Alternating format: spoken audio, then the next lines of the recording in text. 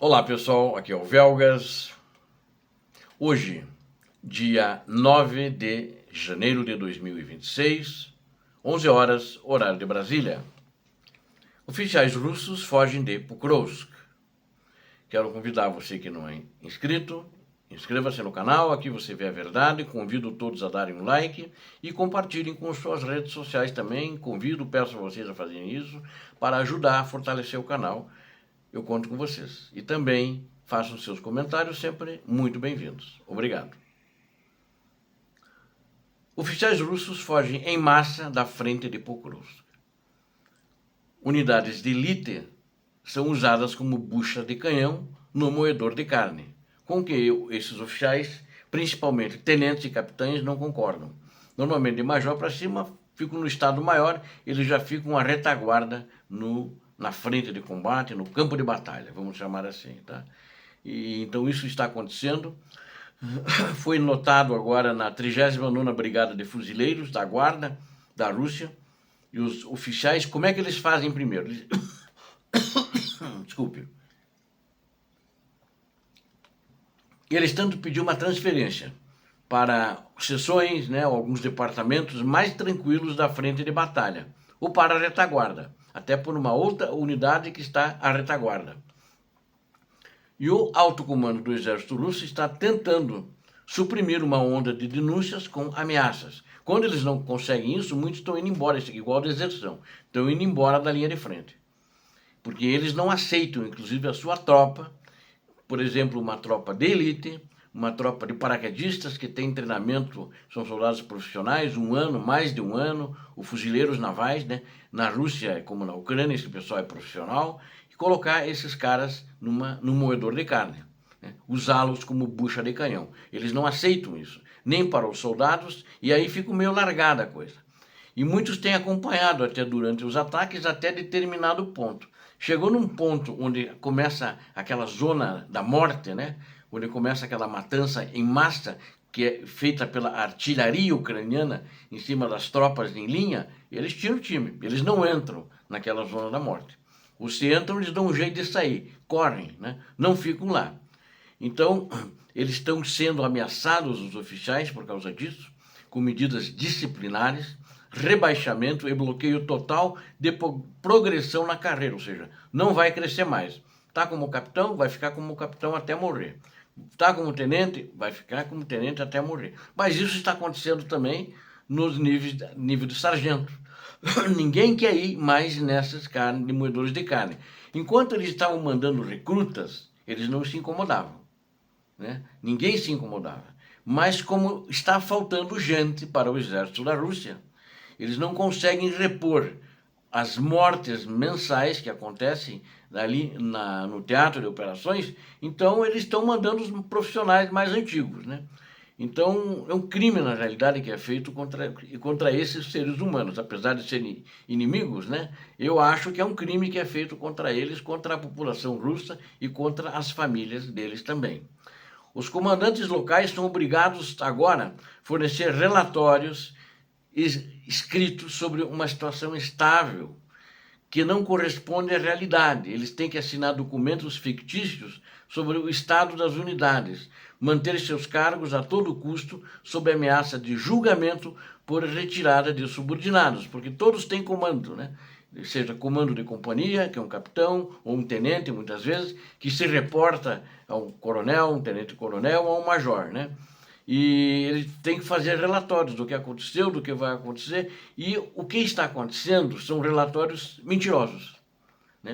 Relatórios falsos, inclusive de êxitos que não aconteceram, em que grande parte das tropas deles foi aniquilada.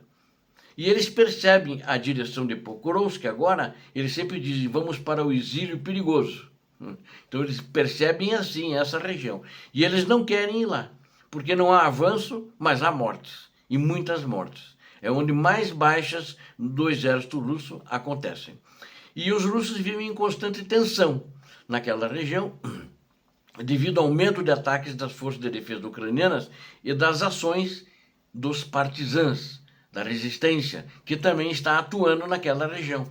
Eles fazem sabotagem, inclusive contra concentrações, quando descobrem onde eles estão, ou contra posições defensivas de trincheira, ou seja, os partisãs ucranianos estão muito ativos nessa linha de frente de Pokrovsk, né? Que ela tem ali aproximadamente 50 quilômetros de linha de frente. Então é muito extenso.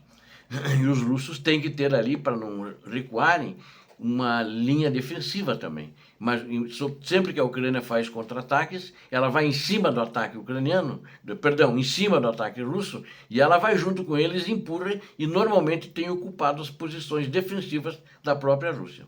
E os russos também estão confiantes que os moradores locais, quer dizer, confiantes que têm certeza, né, que os moradores locais que têm ali, é uma das regiões que muita gente não saiu, fornecem coordenadas dos postos de comando e rotas de deslocamento para a inteligência ucraniana.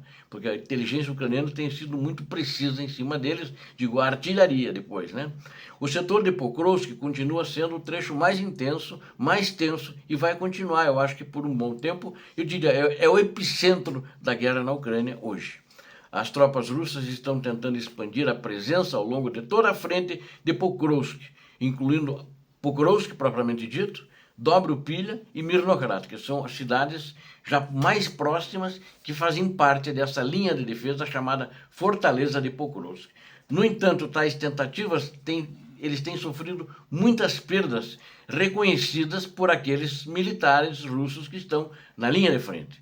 Eles estão tentando expandir essa presença, mas eles têm muitas complicações e eles sabem que não estão conseguindo. Quem diz que estão conseguindo são os comandantes dos batalhões que passam por generais e os generais que passam para o ministro da Defesa que passam para o Putin, vitórias inexistentes. Isso inclui não apenas Pokrovsk, mas essas localidades que eu falei, e deve-se notar que as forças de defesa ucranianas estão obtendo ganhos táticos. No setor de Dobrupilha já avançaram além da cidade contra os russos e também estão em Mirnograd mais mantendo as posições, mas também já tiveram alguns ganhos táticos no avanço em cima dos russos nos contra-ataques. As unidades ucranianas avançaram significativamente perto e a oeste da vila de Sofiuka e a situação em relação ao controle da própria vila é tensa, né? Ali existe uma área cinzenta, mas a Ucrânia avançou e de uma parte expulsou os ucranianos expulsou os russos, desculpe, perdão, e deve expulsar de toda a região ali em volta de Sofiuka. Os ataques de contraofensivas das forças de defesa da Ucrânia fortalecem significativamente a posição ucraniana. Isso muda fundamentalmente a configuração das operações militares nessa área. Durante todo o período de operações militares no setor de Pokrovsk, o exército russo, como eu falei ontem isso, né, perdeu aproximadamente 1.000 veículos blindados e mais de 500 tanques. Isso é muito significativo. É uma perda muito grande. E eles têm isso na cabeça, que eles sabem. E aí morreu muita gente também. Isso é uma perda catastrófica que está acontecendo ali. Eles perderam 25 mil homens ali, né? E 25 mil homens são números já confirmados e os próprios oficiais da linha de frente russa confirmam isso. Então, esse é um número que, através de escutas telefônicas, de rádio, a Ucrânia tem detectado essas conversas entre eles, né? E isso também existem casos de grupos de assalto russos sendo forçados a se render pelas forças ucranianas e operadores de drones estão atacando os russos, estão atacando os russos, operadores de drones russos têm constantemente atacado suas próprias forças naquela região, face uma série de áreas cinzentas, ou seja, e a oficialidade não quer entrar, porque eles têm que comandar os pelotões, têm que comandar as companhias, eles não estão querendo entrar. Quando depois, e não conseguem, já antes da zona então, da morte, eles tiram o time. Está acontecendo isso, está dando um problema muito sério de indisciplina e existe inclusive ameaças de prender alguns oficiais que vão embora. Mas na Rússia é muito complicado, existe muito a questão do apadrinhamento, né? O cara vai embora, vai falar com o padrinho dele, fica numa posição à retaguarda e esquecem aquilo que ele cometeu. Obrigado a vocês que assistiram a esse vídeo, conto com vocês, inscreva-se no canal. Muito importante, conto com vocês. E também, Deus abençoe todos vocês, Deus abençoe a Ucrânia, Deus abençoe o Brasil. Paz e bem, Paz para toda a humanidade.